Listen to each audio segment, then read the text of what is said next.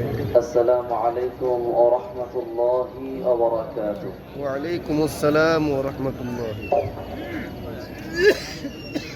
إن الحمد لله نحمده ونستعينه ونستغفره ونؤمن به ونتوكل عليه ونعوذ بالله من شرور أنفسنا ومن سيئات أعمالنا من يهده الله فلا مضل له ومن يضلل فلا تجد له وليا مرشدا وأشهد أن لا إله إلا الله وحده لا شريك له وأشهد أن سيدنا إمامنا قدوتنا حبيبنا طبيبنا وطبيب روحنا محمد الذي أرسله بالحق بشيرا ونذيرا وداعيا إلى الله بإذنه وسراجا منيرا فقد قال الله تعالى في كلامه المجيد وفرقانه الحميد أعوذ بالله من الشيطان الرجيم بسم الله الرحمن الرحيم واتقوا يوما لا تجزي نفس عن نفس شيئا ولا يقبل منها شفاعة ولا يؤخذ منها عدل ولا هم ينصرون وإذ نجيناكم من آل فرعون يسومونكم سوء العذاب يذبحون أبناءكم ويستحيون نساءكم وفي ذلكم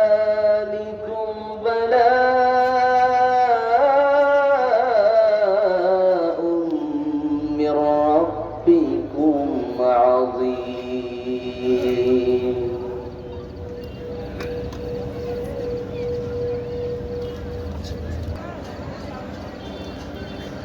সম্মানিত সুযোগ্য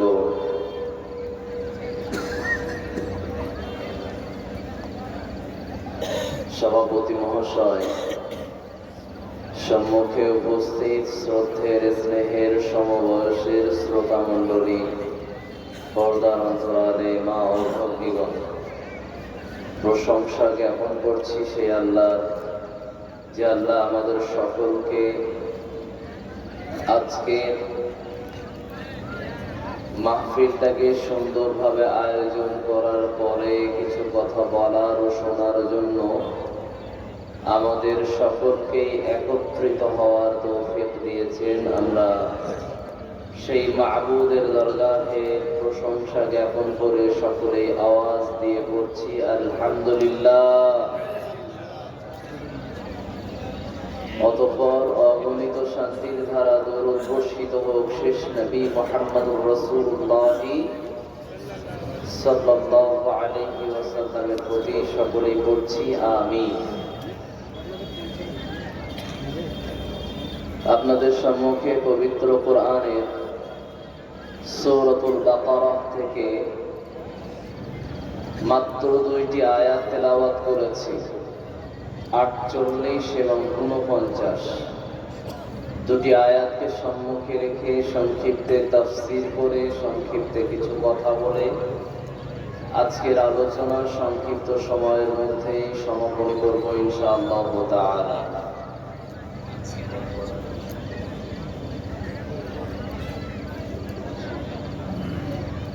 আল্লাহ পাক রব্বুল আলামিন আমাকে যতটুকু কথা বলাবেন এবং আমাদের সকলকে যত কথা শোনাবেন, প্রতিটা কথার উপরে মূল্যায়ন করে সমস্ত কথাগুলোকে আমলের নিয়তে বলে এবং শুনে আমরা সকলেই নিজ নিজ জীবনে পাথেয় হিসাবে আমলে পরিণত করার ইচ্ছা নিয়ে আজকের বক্তব্যকে সম্পূর্ণভাবে মূল্যায়ন করার চেষ্টা করব ইনশাআল্লাহ। আল্লাহ তুমি আমাদের সকলের কথাগুলোকে কবুল করে নাও, পড়ি আমিন। আল্লাহ পাক রব্বুল আলামিন আমাদেরকে তিনি একটি দিনের কথা লক্ষ্য করালেন। দিনটিকে যদি আমরা লক্ষ্য করি পবিত্র কোরআনের ভাষায় ইয়াউমুল কিয়ামা, আখিরাতের ধাপের একটা দিন আল্লাহ পাক রব্বুল আলামিন তিনি শুরু করাবেন। ওই দিনটাকে আল্লাহ পাক রব্বুল আলামিন তিনি ভয় করতে বলেছেন। যেই দিনটাকে আমরা বলি মালিক ইয়াউমিদ্দিন, কিয়ামতের দিনের মালিক হলেন আল্লাহ। পৃথিবীর যে দিন চলমান আছে 24 ঘন্টার রাত ও দিন, এই রাত ও দিনের ক্ষমতার মালিক ও আল্লাহ। তবে আমি এই কথার শুরুতেই বলেছি ওয়াত্তাকু, এই শব্দটা নিয়ে আল্লাহ পাক রব্বুল আলামিন তিনি বলছেন ভয় করতে হবে একটা দিনকে নিয়ে।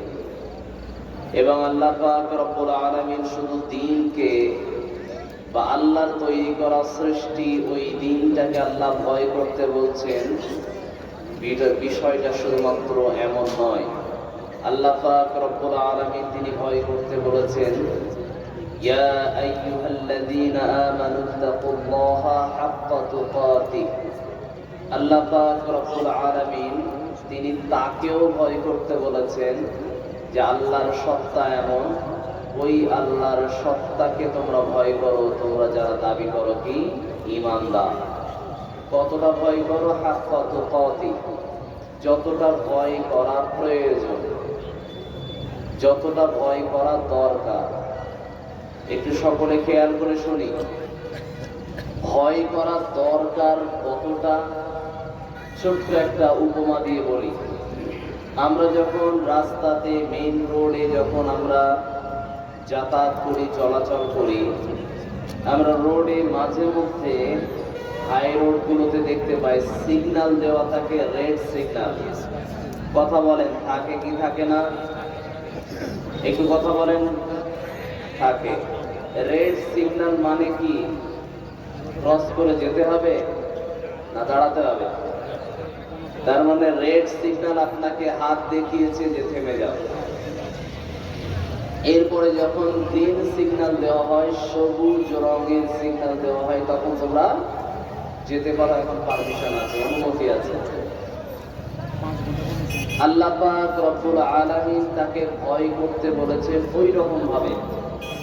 আমরা যখন দেখি রেড সিগন্যাল সামনে আছে মানে এটা ক্রস করলেই কি হবে, আমার মোবাইলে SMS চলে আসবে 1000 টাকা বা 10,000 বা 5,000 জরিমানা।